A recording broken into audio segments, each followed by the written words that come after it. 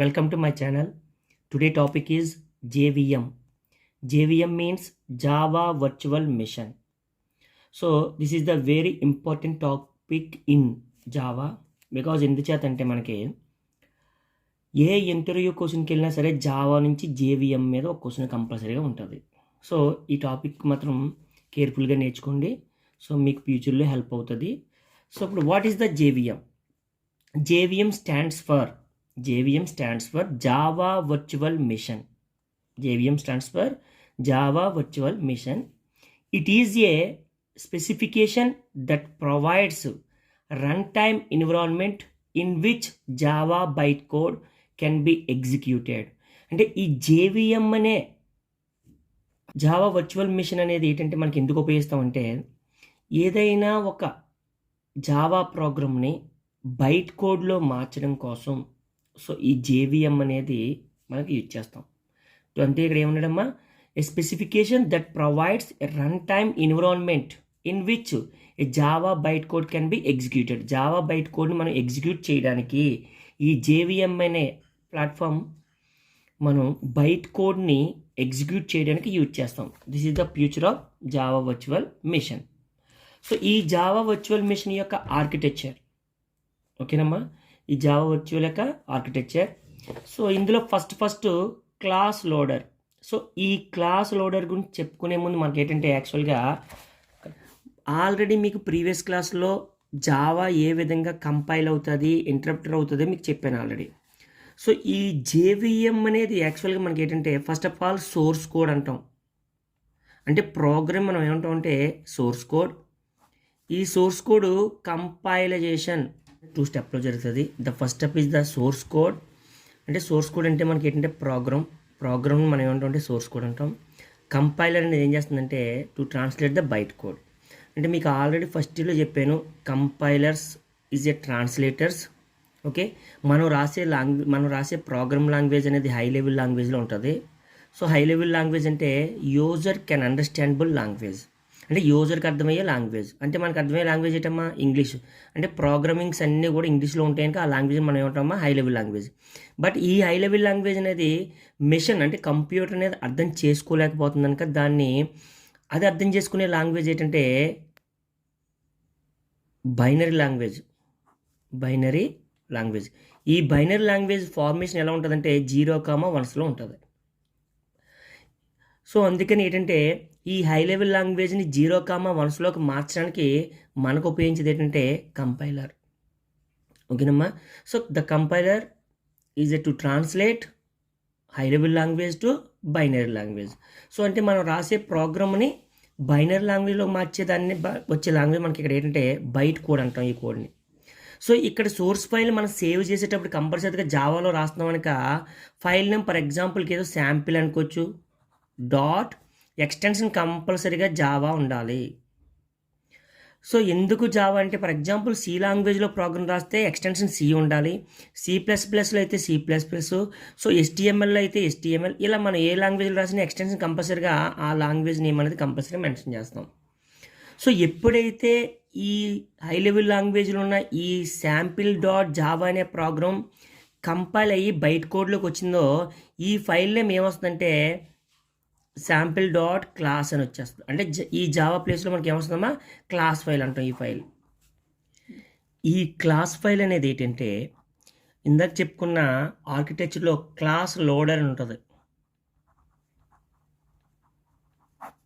ఈ class loader పని ఏంటంటే మనకి క్లాస్ ఫైల్ని తీసుకొని అంటే ఈ వచ్చిన క్లాస్ ఫైల్ని తీసుకొని బైట్ కోడ్కి సంబంధించిన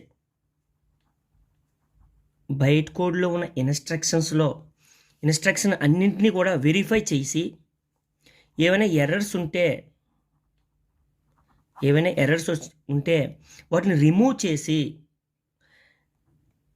ఆ క్లాస్ ఫైల్ మెమోరీలో స్టోర్ చేస్తుంది. ఓకేనమ్మా. ఏటమ్మా క్లాస్ లోడర్ పని ఏటమ్మా.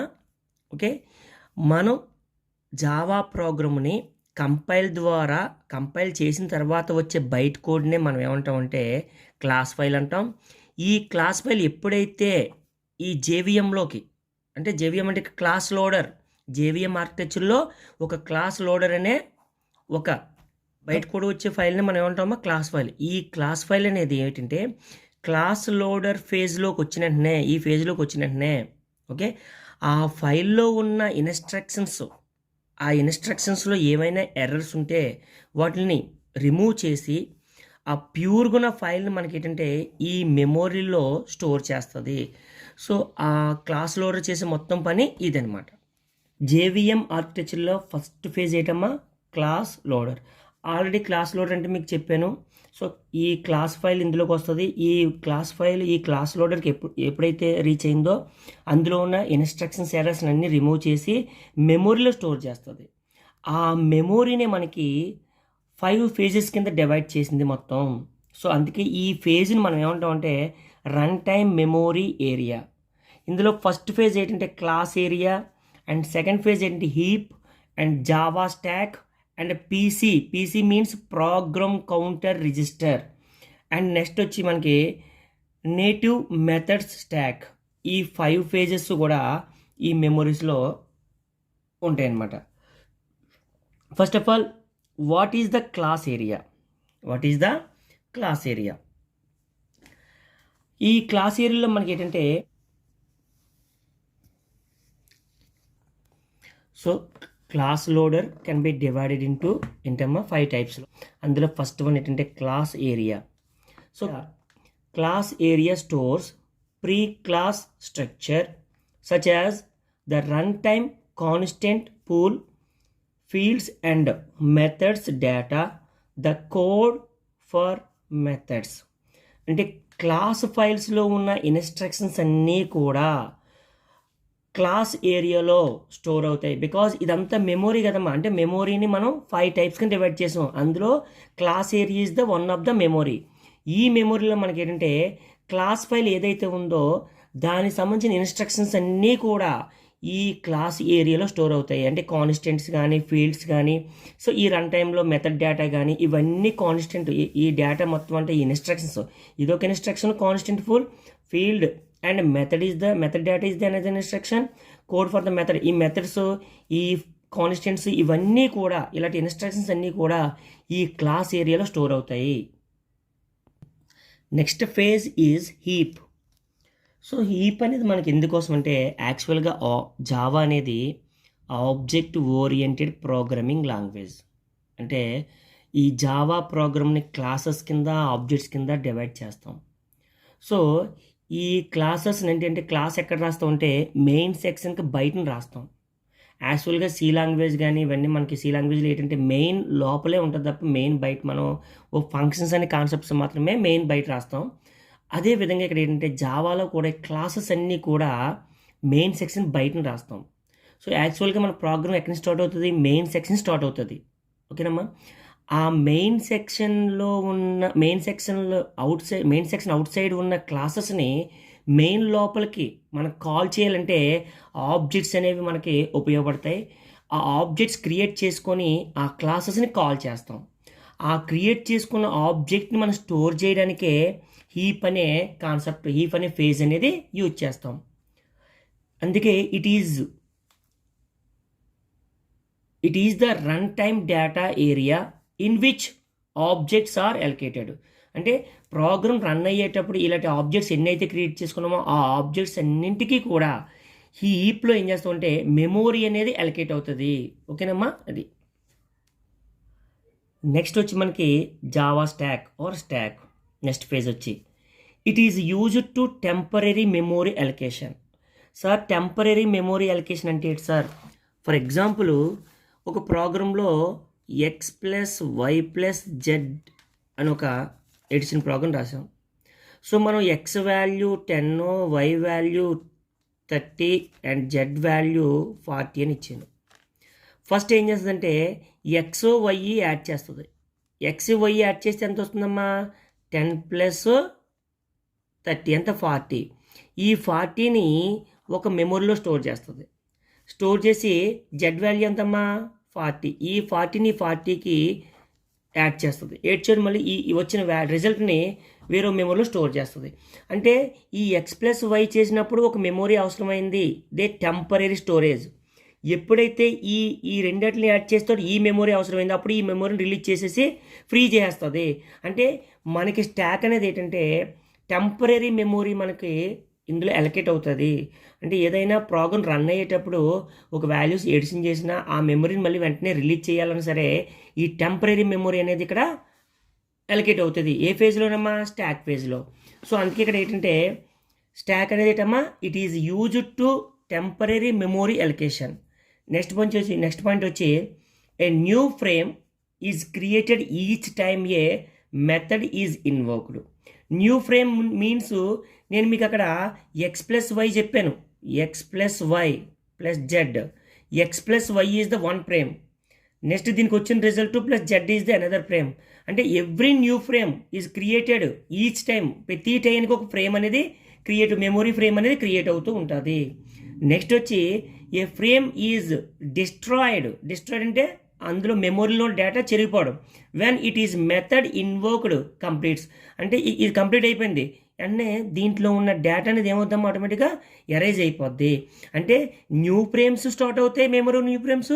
అట్ ది సేమ్ టైం ఆ డేటా కంప్లీట్గా మనకి ఆ డేటా రన్ అయ్యి అవుట్పుట్ వచ్చేటప్పుడు దీని యొక్క డేటా ఇందులో ఉన్న డేటా అనేది ఏమవుతుందంటే కంప్లీట్గా డిస్ట్రాయిడ్ అయిపోద్ది. సో ఇది స్టాక్. సో స్టాక్ అనేది మనకి ఏంటమ్మా టెంపరీ మెమొరీస్ అలొకేట్ అవుతుంది మరియు న్యూ ఫ్రేమ్స్ని క్రియేట్ చేయవచ్చు. ఆ న్యూ ఫ్రేమ్స్లో ఉన్న డేటాని డిస్ట్రాయిడ్ చేస్తుంది. ఇదే స్టాక్ అనేది, జావా స్టాక్ అనేది. నెక్స్ట్ ఫేజ్ వచ్చి పీసీ రిజిస్టర్.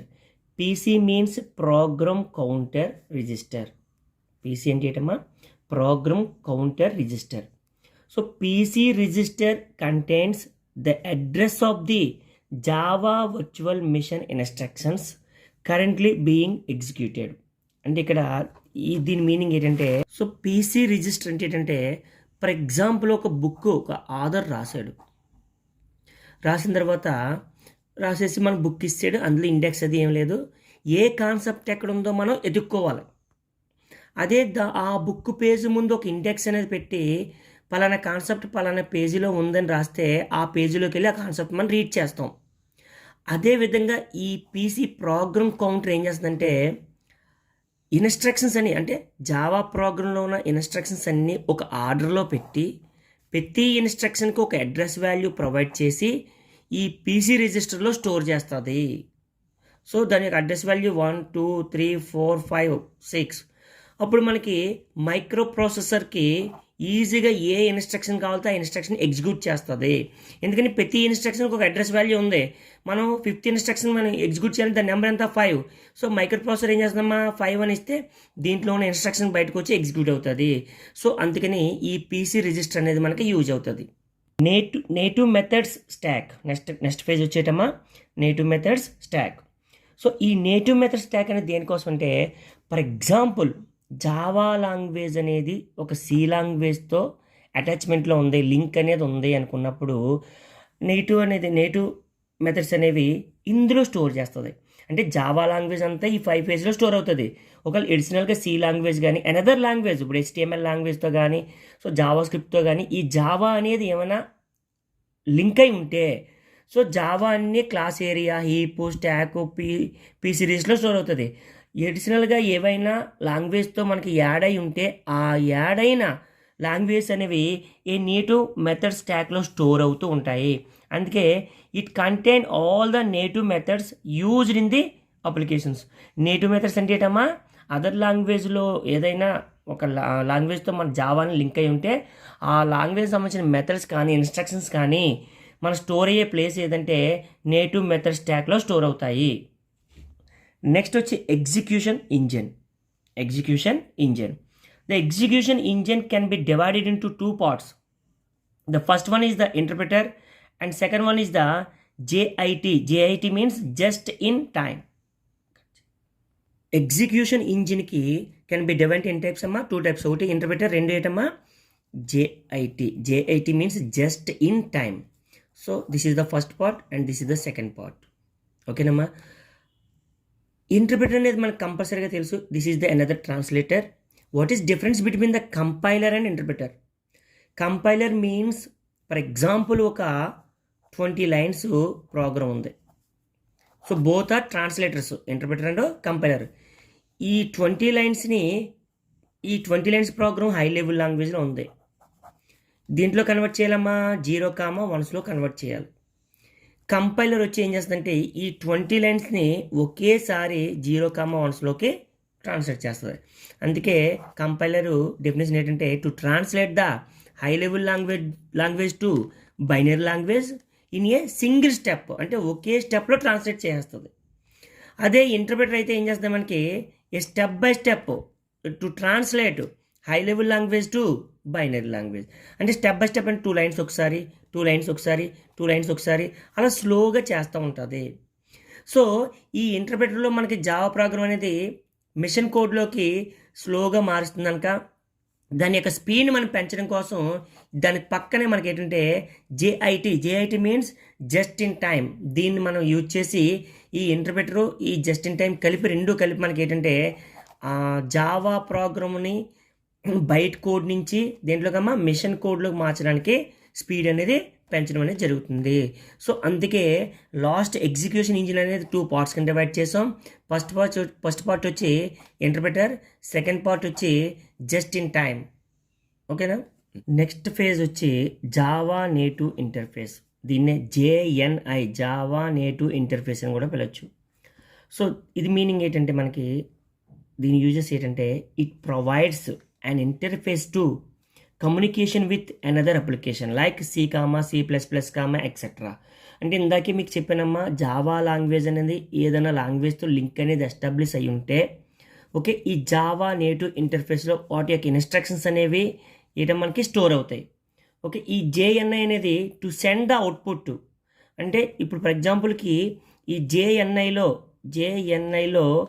సి లాంగ్వేజ్ సంబంధించిన ఇన్స్ట్రక్షన్స్ అన్నీ స్టోర్ చేసుకున్నారు. ఓకేనమ్మా.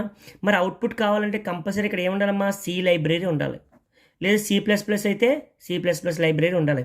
ఆ లైబ్రరీకి సంబంధించినవన్నీ కూడా ఈ జావా నేటివ్ ఇంటర్ఫేస్లో స్టోర్ అయి ఉంటాయి.